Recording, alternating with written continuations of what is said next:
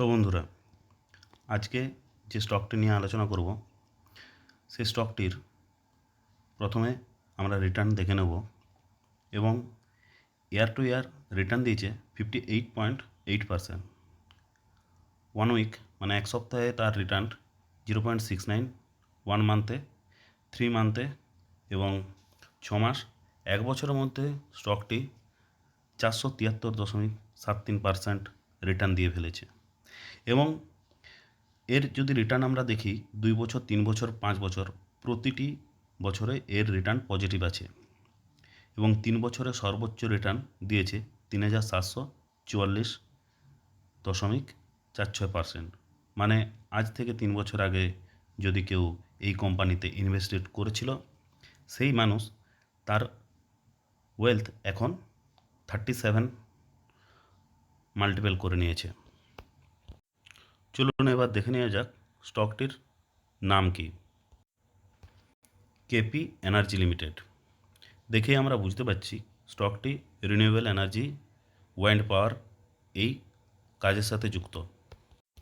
কোম্পানিটি কেপি গ্রুপের একটি পোর্শন এবং এটি শুধুমাত্র বিএসসিতেই লিস্টেড আছে। আমরা দেখতে পাচ্ছি কোম্পানিটি গুজরাটের 1 নম্বর company wind BOP solution provider হিসাবে। কোম্পানির কাজ আমরা আগেই বলেছি রিনিউয়েবল এনার্জি নিয়ে। আগামী বেশ কিছু বছর ভারত সরকার এই রিনিউয়েবল এনার্জিতে খুব বেশি জোর দিতে চলেছে। তাই আমরা দেখে নেব স্টকটাতে ইনভেস্ট করা আদৌ কতটা লাভজনক হতে পারে। আমরা দেখতে পাচ্ছি কোম্পানিটার এখন কারেন্ট প্রাইস 357 এবং 450 হাইয়েস্ট টাচ করার পর সেখানে রেজিস্ট্যান্ট নিয়ে কোম্পানিটা 325 আবার 325-এর কাছে সাপোর্ট নিয়ে কোম্পানিটি 357 এখন দাঁড়িয়েছে। এবার চলুন দেখে নেওয়া যাক কোম্পানিটির মান্থলি চার্ট। যদি কোম্পানিটির মান্থলি চার্ট আমরা দেখি তাহলে দেখতে পাবো 2016-তে কোম্পানিটি লিস্টেড হয়েছিল এবং সেখান থেকে 2022 পর্যন্ত কোম্পানিটি কোনোরকম রিটার্ন দেয়নি। যদি 2016-তে কেউ ইনভেস্টেড করে রেখেছিল বা 2017-তে 50 টাকাতে, তাহলে কোম্পানিটি 2022 পর্যন্ত প্রায় 6 বছর কোনোরকম রিটার্ন দেয়নি। অথচ 2023-এর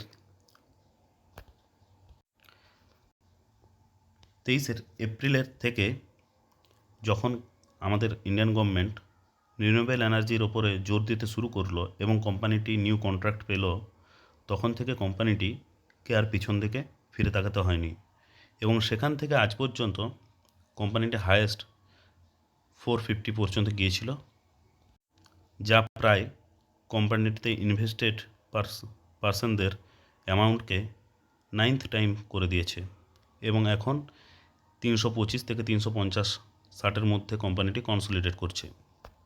বন্ধুরা, এই ধরনের যে চার্ট, এই চার্ট আমরা জানি সবসময় একটু ভয়াবহ হয়, কারণ যতদিন কোম্পানির অর্ডার আসছে, যতদিন কোম্পানি কন্ট্রাক্ট পাচ্ছে ততদিন চলবে, তারপর আবার চার্ট নিচে চলে আসবে যখন কোম্পানির হাতে কন্ট্রাক্ট থাকবে না তখন।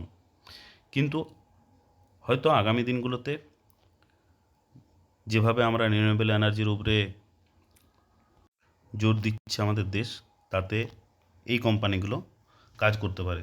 যাদের গ্রিন এনার্জিতে ইনভেস্ট করার ইচ্ছে আছে তাদের জন্য আমি বলবো, সেই সব ইনভেস্টরদের জন্য বলবো এই ধরনের কোম্পানি আপনারা দেখতে পারেন। তাহলে কি কোম্পানিতে এখন এই যে কনসলিডেশন চলছে এই মুহূর্তে ইনভেস্ট করা সঠিক হবে? আমার মতে না, কারণ কোম্পানিটির রেজাল্ট দেখার পরেই তাতে ইনভেস্ট করা উচিত হবে। শুধু রেজাল্ট নয়, কোম্পানির আমরা ফান্ডামেন্টালও একটু দেখে নিই। চলুন, আমরা দেখছি কোম্পানিটির মার্কেট ক্যাপিটাল 2382 কোটি টাকা। তার মানে এই কোম্পানির কাছে এখন গ্রো হওয়ার অনেক বড় চান্স আছে এবং কারেন্ট প্রাইস 357। কোম্পানির ডিভিডেন্ড ডিক্লেয়ার এর জন্য ডেট ইস্যু করেছে বা করবে বলে জানিয়েছে, এখনও করেনি। কোম্পানির ROCE 51.2%, ROE 41.4%, এবং সেটা খুব ভালো আছে। কোম্পানিটি স্টকটির প্রাইস এত ছুটে দেওয়ার পরেও প্রায় নগুণ ইনভেস্টরদের মানিকে করে দেওয়ার পরও কোম্পানির PE কিন্তু 49.4।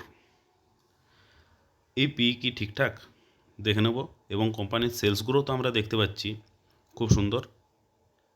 লাস্ট 1 ইয়ার সেলস গ্রোথ 3.96, কিন্তু 5 বছর এবং 10 বছরের সেলস গ্রোথ আমরা দারুণ দেখতে পাচ্ছি। প্রোমোটার হোল্ডিংও ঠিকঠাক আছে। ডিভিডেন্ড ইয়েল্ড ঠিকঠাক দেয়, খুব ভালো না হলেও ডিভিডেন্ড ইয়েল্ড ঠিকঠাক দেয়। আরেকটা গুরুত্বপূর্ণ সেটা হলো ডেট। আমরা দেখতে পাচ্ছি কোম্পানিটির ডেট টু ইকুইটি খুব কম। আমি বলেছিলাম আপনাদের কোনো কোম্পানিতে ইনভেস্ট করার আগে তার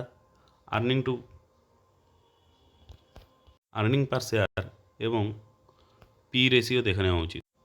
এখানে দেখতে পাওয়া যাচ্ছে নভেম্বর 2021-এর পর থেকে কোম্পানি কিন্তু নতুন নতুন কন্ট্রাক্ট পেতে শুরু করে এবং তারপর থেকেই কোম্পানির প্রফিটেবলে আসতে শুরু করে।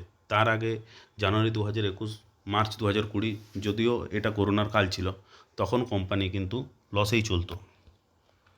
তাই এখন কোম্পানির কাছে নতুন নতুন যেহেতু আসছে, কন্ট্রাক্ট আসছে, এবং আর্নিং পার শেয়ারের বিল্ডিং বারবার ওপর দিকেই উঠছে।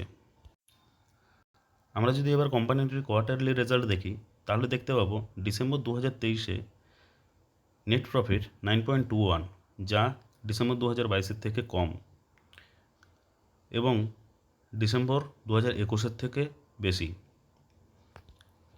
তবে কোয়ার্টারলি রেজাল্ট 22 এপ্রিল 2024 এই তারিখে আসতে চলেছে।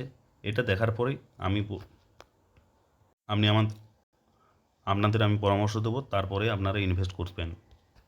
যদি কেউ রিনিউয়েবল এনার্জিতে ভবিষ্যতে ইনভেস্ট করতে চাইছেন তাহলে, এবং ইনভেস্ট করার আগে অবশ্যই আপনি আপনার ফিনান্সিয়াল অ্যাডভাইসারের পরামর্শ নেবেন।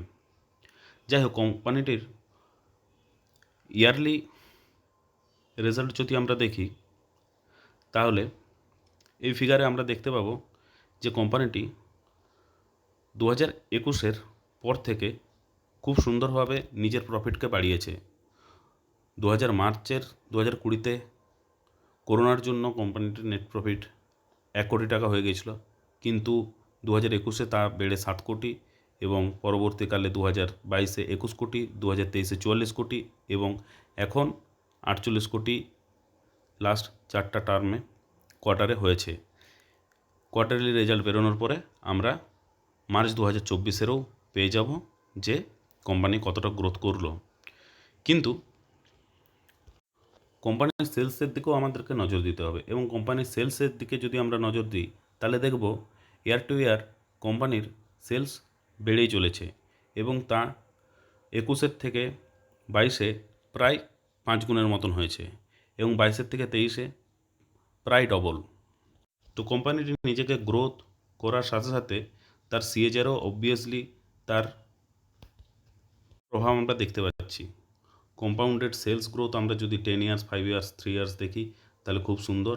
লাস্ট 1 ইয়ার্সে কম্পাউন্ডেড সেলস একটু কম, বেশ ভালোই কম, 4%, কিন্তু কোম্পানির কম্পাউন্ডেড প্রফিট গ্রোথ ঠিক রেখেছে, এবং CAGR খুব সুন্দর। রিটার্ন অন ইকুইটি কিন্তু 10 ইয়ার্স বলুন, 5 ইয়ার্স বলুন, 3 ইয়ার্স বলুন, একদম সঠিক আছে, প্রতিটাই 27-এর উপরে। মিনিমাম 20 থাকলে এগুলোতে আমরা খুব ভালো মনে করি। Return on equity 20%। যাই হোক, এবার কোম্পানিটির পাস্ট কর্পোরেট অ্যাকশন একবার দেখে নিই। কোম্পানিটি বোনাস শেয়ার দিয়েছিল 2:1-এ এই 12ই ফেব্রুয়ারি, লাস্ট 12ই ফেব্রুয়ারি 2024। তাহলে আমরা দেখতে পাচ্ছি কোম্পানি মাঝে মাঝে বোনাস শেয়ার দেয়। মার্চের 2023-এও একবার বোনাস শেয়ার দিয়েছিল, তখনও রেশিও 1:2-এই ছিল। যাই হোক, কোম্পানিটি ডিভিডেন্ড হিস্ট্রি যদি আমরা দেখি, তাহলে দেখব 2023-এ কোম্পানিটি 70 পয়সা ডিভিডেন্ড দিয়েছিল,